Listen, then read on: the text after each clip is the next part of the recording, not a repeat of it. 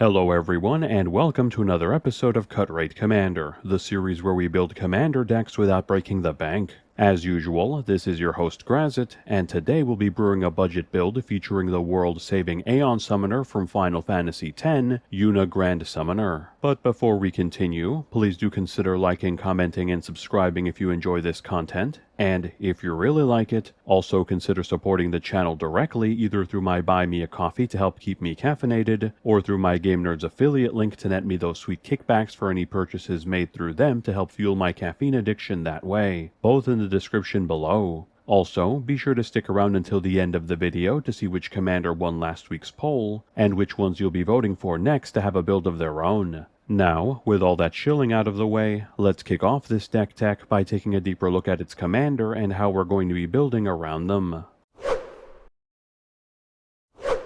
Yuna Grand Summoner is a 1/5 human cleric that costs 1 Bant that has the following abilities. Firstly, we can tap her to add 1 mana of any color, and when we next play a creature this turn, that creature enters with an additional 2 +1/+1 counters on it. And secondly, whenever another permanent we control is put into a graveyard from the battlefield, if it had counters on it, we may put that number of +1/+1 counters on target creature. Taking a closer look at the strengths our commander brings to the table, most obvious is her ability to generate and conserve +1/+1 counters for us, with her tap effect easily loading up any subsequent creatures we cast with counters, and her passive making her a budget Ozolith, allowing us to turn any counters on our destroyed creatures into additional +1/+1 counters and then transferring them from creature to creature to prevent them from going to waste. Now, it is true that, under normal circumstances, Yuna herself can only get 2 additional +1/+1 counters on a creature per rotation, but since this is a delayed trigger, it is stackable if we have any ways to untap Yuna and use it again,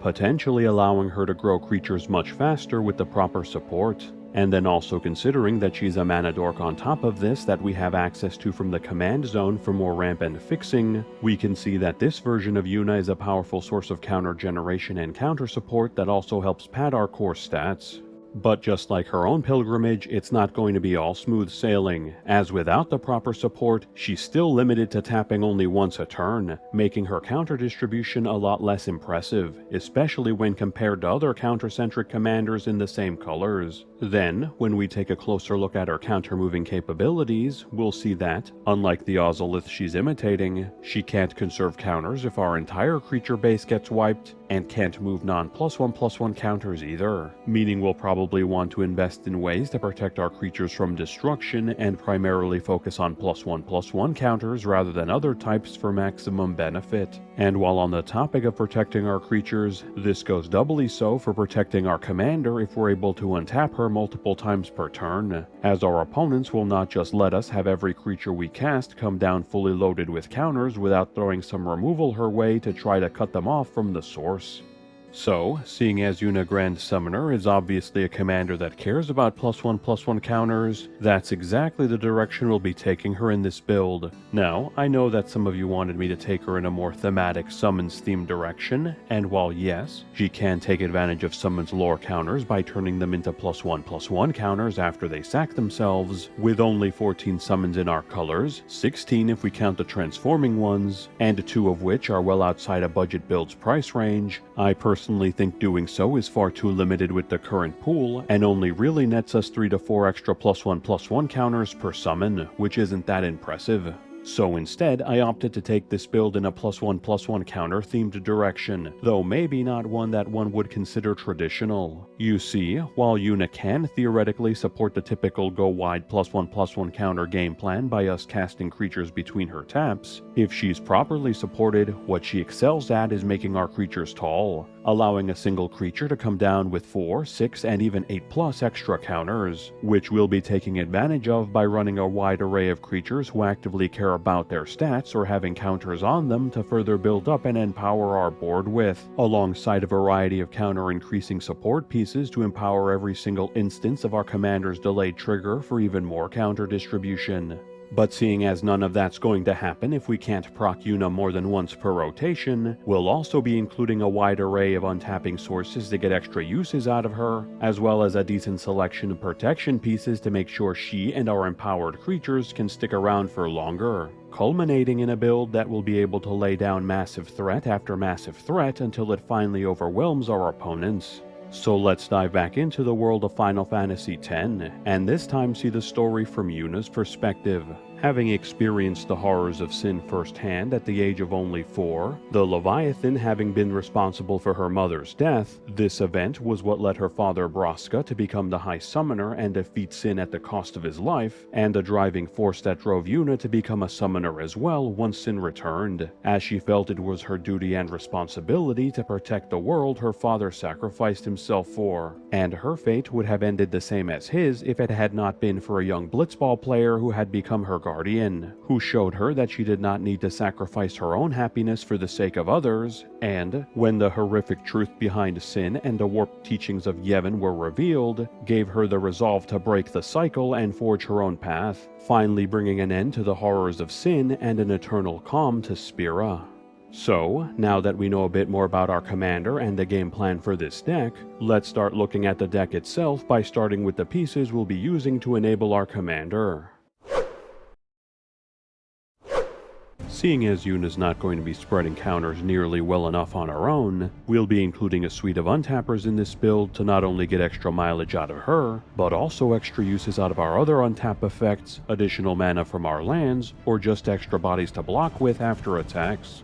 So, starting off with some creatures that can untap any of our permanents, we'll be running Kiora's Follower, Vizier of Tumbling Sands, and Clever Conjurer, all of which we can use to untap anything for extra uses, the first being cheap for the effect it provides, the second also giving us the option to cycle it for draw and a one-time untap for extra flexibility, and the third being limited to sorcery speed, but still being good enough for our purposes since we'll be primarily using Yuna on our turn, Fate Stitcher, Kelpie Guide, and Forensic Researcher, which can untap our permanents or tap some of our opponents, Fate Stitcher being able to do so at no mana cost out of the gate and getting us one extra use from beyond the grave via its unearth, while Kelpie Guide and Forensic Researcher's enemy tap down comes online later as we build up our land base and fill up our bin respectively, and lastly, Yoreth of the Healing House, who can instead untap up to 2 legendary creatures on top of a regular permanent untapping, which the 10 other legendary creatures in our build can certainly make use of.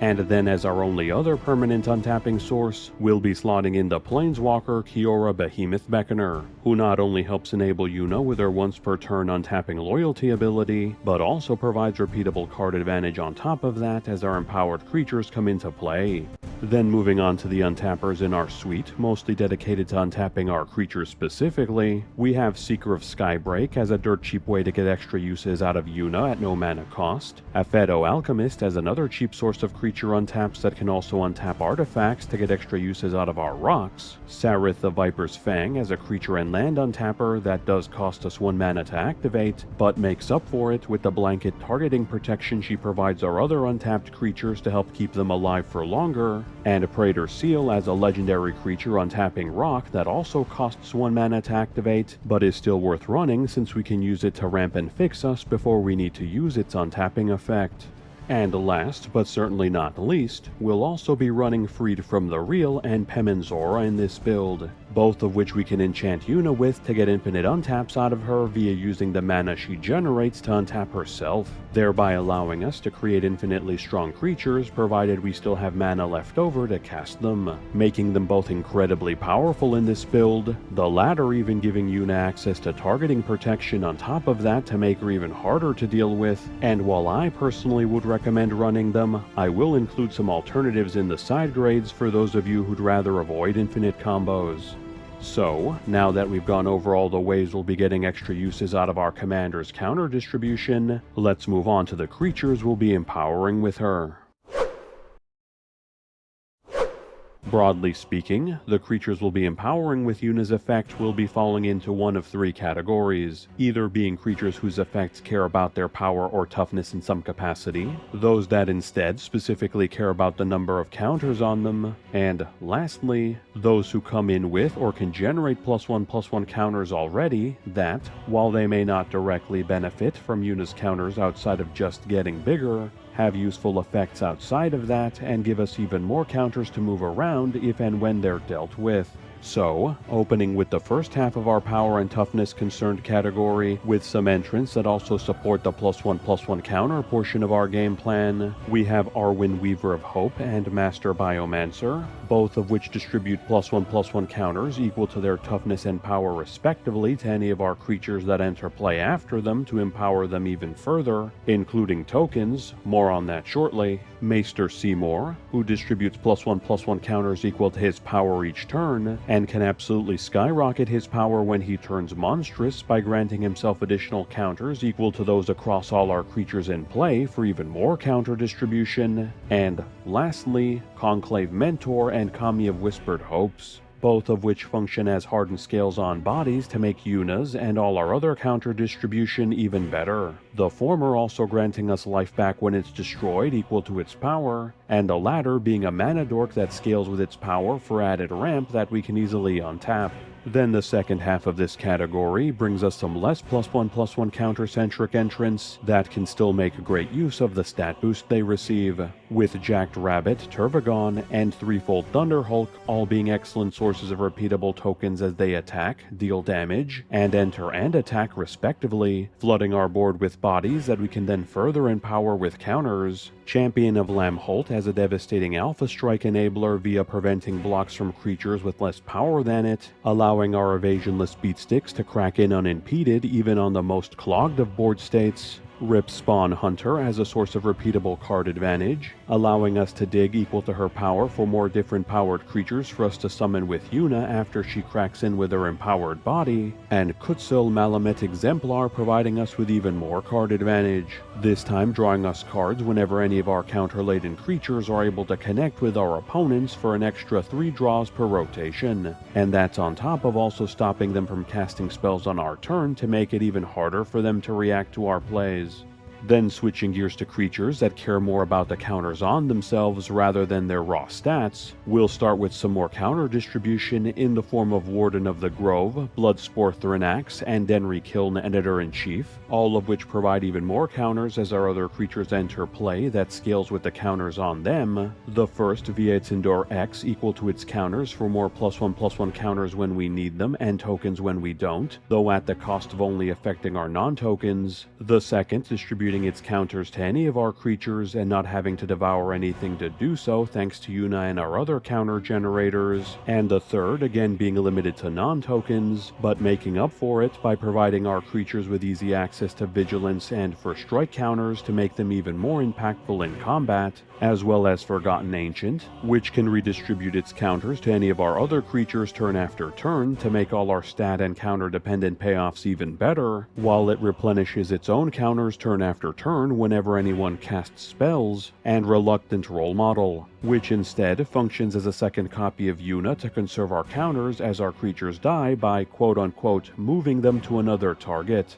though it should be noted since its effect technically doesn't move the counters in question, it actually stacks with Yuna's effect, allowing us to grant the same kind and amount of counters to one creature, and then the same number of +1/+1 counters either to that same creature or another if they're both in play at the same time. And then as our non-counter distributing counter payoffs, we have Michaeloth, which gives us one final repeatable source of token creation to build up our board with that scales with the counters on it, forcing our opponents to deal with it immediately or be flooded with bodies every rotation, Ingenious Prodigy, Mindless Automaton, and Fathom Mage, all of which generate repeatable card advantage for us, either by removing the counters off of themselves or as they acquire counters to help keep our hands nice and topped off, and Dusk Shellcrawler, which gives us easy access to yet another way for our counter-laden creatures to get in for damage, this time by granting all of them trample so they can crash through blockers and into our opponent's life totals with their augmented stats.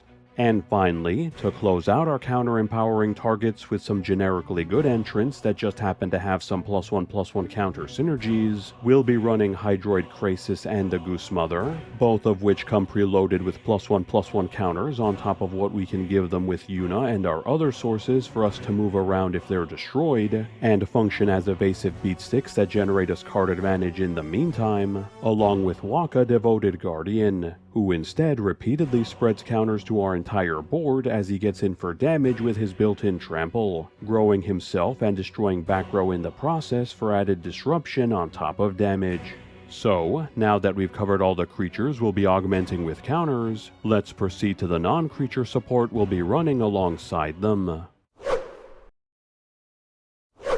Kicking things off with some non-creature +1/+1 counter support pieces that we'll be using to either get even more counters on our creatures or take advantage of the counters already on them, we'll be adding in Hardened Scales as yet another way to bump Yuna's counter distribution from 2 to 3 every time we tap her, or even higher when combined with our other creature-based versions of the same effect. Branching Evolution as a straight-up counter doubler, making all our counter generation twice as effective to grow our creatures at twice the rate, and Inspiring Call as a way to protect all our counter-laden creatures from destruction via its AoE indestructibility granting, while also replenishing our hands equal to the number of creatures it protects for added value. Then switching gears to our payoffs that care more about our creatures' raw stats rather than if they have counters on them or not, we'll start by adding in some on-theme draw in the form of Hunter's Talent, which we do have to level up to get its passive draw online, but gives us some Power Matters removal and repeatable trample granting while we get there for added removal and damage on top of that,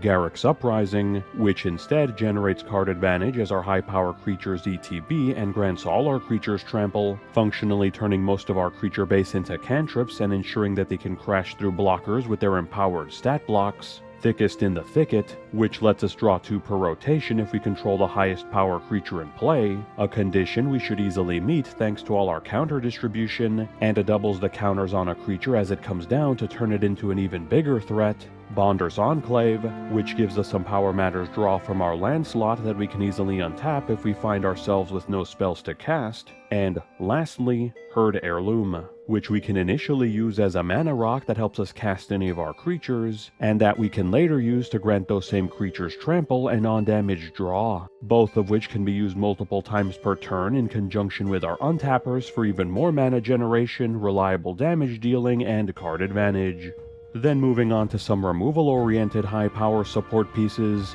we'll be adding in Ram Through and Windswift Slice, both of which are one-sided fight effects that can make use of our creature's high power via their excess damage-dependent effects, the former converting that excess damage into burn when used on any creature with trample to take chunks out of our opponent's life totals, and the latter instead turning it into token generation for us to flood the board with bodies that we can then further empower with counters, along with Spell Rupture and Repulsive Mutation, both of which provide cheap spell disruption by forcing our opponents to pay mana equal to the highest power creature among creatures we control, with the latter also giving us the opportunity to upcast it to get even more counters on that creature as well, which will often be impossible for them to do since our creature's power is generally going to be in the double digits. And then as our final stat-focused payoff, we have the board wipe Monstrous Onslaught, which alongside our high-power creatures should be enough to remove most, if not all of our opponent's creature-based threats off of the board, leaving our creature base untouched and able to crack in after the dust settles to hopefully close out the game. So, now that we've gone over all the ways we'll be weaponizing our creatures' counters and high stats, let's move on to how we'll be keeping Yuna and those creatures alive long enough for us to do so.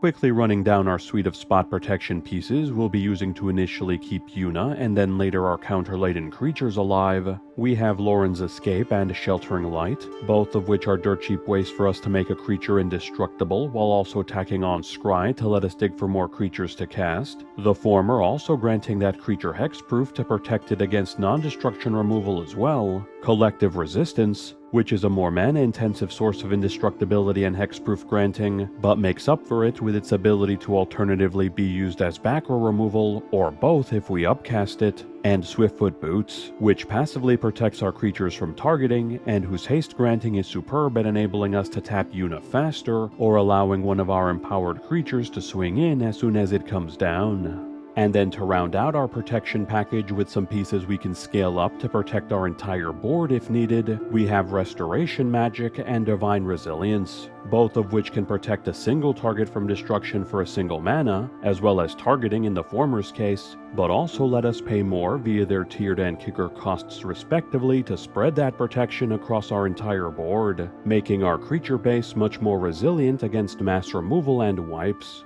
So, now that we've gone over all the game plan specific cards in this build, let's wrap up this deck tech by going over the generic core stat pieces we'll be running, as well as our land base. Starting off with our generic ramp pieces, we'll just be running the Mana Rocks, Soul Ring, and Arcane Signet, since we won't be needing any more due to all our Untappers almost all being ramp as well with their ability to untap our lands, and even allowing us to untap these rocks for additional mana if we need to. Then moving on to a draw source that's also a ramp source, we have the legend Chulane Teller of Tales, who turns our high creature count into cantrips and additional land drops for additional value, gives us the option to bounce our creatures back to hand to either keep them alive or to recast them with even more +1/+1 counters, and isn't too bad of a target himself to load up with counters thanks to his built-in vigilance making him good on both offense and defense. Then proceeding to our generic removal package, we'll open with the Spell Disruption Suite consisting of an Offer You Can't Refuse, which is a cheap non-creature counter spell that can keep our board intact against most spot removal and wipes, and Louisoix's Sacrifice, which gives us even more non-creature spell disruption that can also counter triggered and activated abilities for extra coverage, and gives us the choice of casting it normally for 3, or instead 1 if we're willing to sacrifice one of our 11 legendary creatures, which isn't ideal, but is much better than losing our entire board or the game if we only have a single mana open.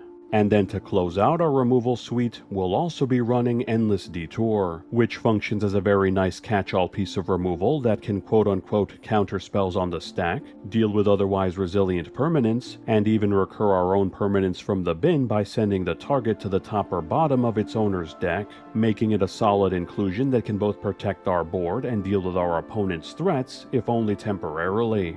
And lastly, as the only other wipe we're running in this build, we have Austere Command, whose ability to deal with front row and or back row threats as needed gives us the flexibility to deal with any type of board state we may encounter, and we can combine with our own mass indestructibility granting spells to function as a one-sided wipe in the late game if we need to. Then quickly going over our mana lands, we have Command Tower, Seaside Citadel, and Path of Ancestry for easy access to all our colors. The last one also taking advantage of our 14 other humans and or clerics to provide us with top deck manipulation on top of that. Exotic Orchard has more untapped access to colored mana off of our opponent's lands. All 3 Pain lands in our colors for repeatable untapped access to our colors when we need it. All 3 check lands in our colors for generally untapped access to the mana we need thanks to the decent number of basics we're running. Both battle lands in our colors to again take advantage of our basics by coming into play untapped.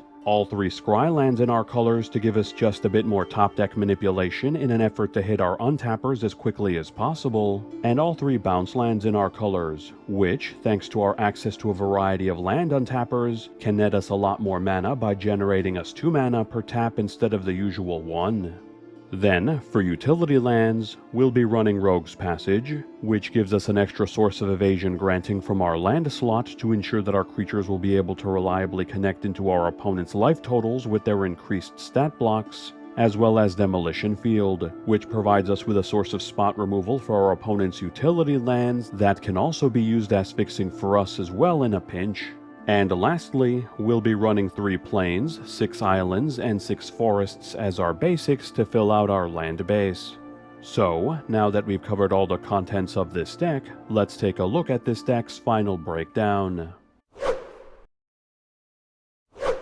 Looking at the stats that matter to our game plan, we have 14 untap effects, giving us plenty of ways to get extra activations out of Yuna to grow our creatures even faster, 22 sources of +1/+1 counters for themselves or others, providing the build with plenty of counter distribution to supplement Yuna's and grow our creatures at an even faster rate, 22 cards that care about creature stats, and 19 cards that care about counters on creatures, giving us plenty of ways to derive value from pumping up our creatures with counters, and lastly, 9 ways to protect our creatures from targeting and/or destruction, and 11 sources of evasion and/or trample, enabling our creatures to stick around for longer and reliably get in for damage with their increased stat blocks. For general deck stats, our final build has 15 ramp sources, 14 card draw sources, 11 targeted removal sources, and 2 board wipes, leaving it with no real outliers, though it should be noted that about half of our removal is dedicated to spell disruption to provide our board with even more protection.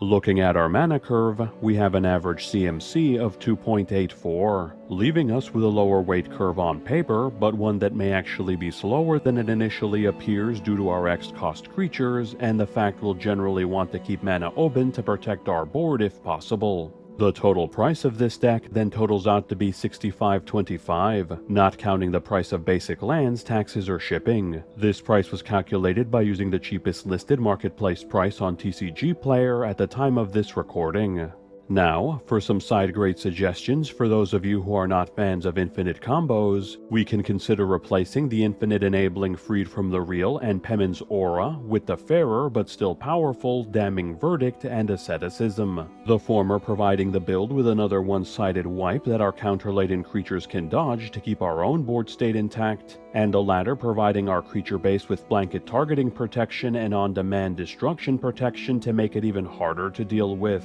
Then for some additional side grades we can make without increasing the deck's budget too much, we can look into exchanging the token-generating Michaeloth with the more value-oriented Ojer Kaslim Deepest Growth, who lets us dig for free lands and creatures based on damage dealt, providing us with additional ramp while hopefully hitting more untappers that we wouldn't want to cast off of Yuna anyway, or we can instead consider foregoing the protection Swiftfoot Boots provide in favor of the ability copier Marvin Murderous Mimic, who can grant us an additional copy of Yuna's tap effect so that we can generate even more counters and mana. Now, if we're interested in upgrading this deck by increasing the budget, there's even more changes to consider, such as augmenting our creature base by cutting Hydroid Krasis and the Goose Mother in favor of Quilled Great Worm and Colonian Hydra, which may be more mana intensive but support our counter-focused game plan much better by getting even more counters on our creatures as they get in for damage and attack respectively, or alternatively, we can switch out either one for Walking Ballista if we're keeping the infinite counter generators in the deck to potentially end the game on the spot with its counter-based damage, souping up our board wipes by exchanging Monstrous Onslaught with the less creature-dependent Damning Verdict, which, like I touched upon in the side grades, is a more reliable way to clear out all our opponent's creatures that doesn't rely on us having a huge creature to work with, upgrading our protection package by replacing Divine Resilience and Sheltering Light with the more blanket protection pieces Heroic Intervention and Flawless Maneuver, which can protect our entire board for cheaper or even free, and even overhaul our untap package by slotting out Clever Conjurer, Forensic Researcher, and a basic island, so we can slot in Mage Right Stone, Thousand Year Elixir, and Minimo School at Water's Edge, all of which provide us with untapping from the relative safety of our back row and can even provide us with additional upside by granting all our creatures with tap effect pseudo haste, or by simply letting us use it as a source of blue mana in the meantime. Thanks everyone for sticking around until... that's weird. Okay, let's try that again. Okay, that didn't work. And now Rip's here for some reason. I mean, she's an okay source of multiple cards per attack if we can pump her stats, but maybe there's some on-damage draw sources we can consider instead, but I don't think there's another card that cares about creature stats specifically that can generate us No. No. Cut to the outro. Cut to the outro. Oh no, I'm not shilling for this stupid tree anymore. There's no... Sorry about that. As I was saying, the Great Henge would make an excellent inclusion, as it takes advantage of our high-power creatures by reducing its cost down to 2, provides repeatable card advantage that works very well with our larger-than-average creature base, and even provides ramp and life gain on top of that, making it a perfectly fair and reasonable inclusion that is in no way overtuned or overpriced regardless of what a certain meatbag has said in the past.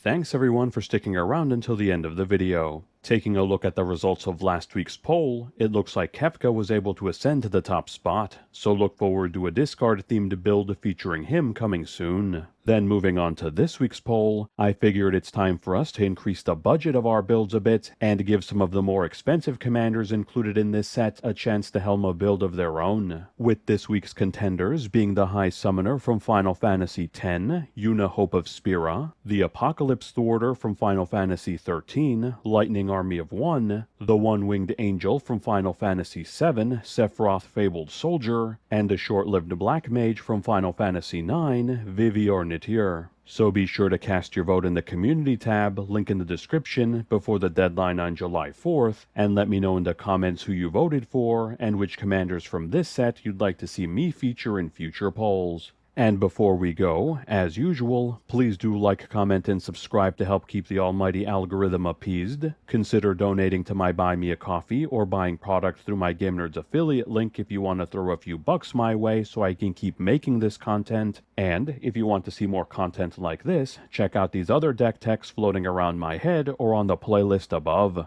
And with that, have a good one folks, and stay safe.